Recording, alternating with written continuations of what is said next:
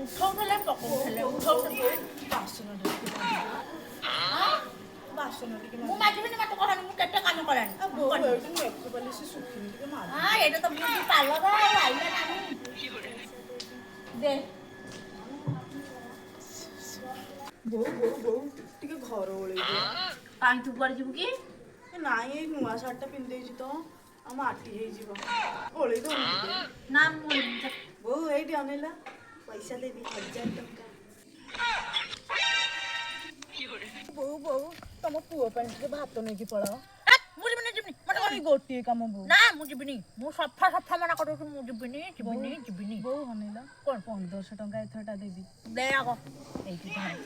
500 ଟଙ୍କା ଇଏ 500 ଟଙ୍କା ଇଏ କଣ 500 ଟଙ୍କା 1500 ଟଙ୍କା ନେଇକି ଟିକେ ଯାଅ ହଁ ହଉ ଟିକେ ଜଲ୍ଦି ଦେଇକି ଆସିବ ଆଲୋ ମା ହଁ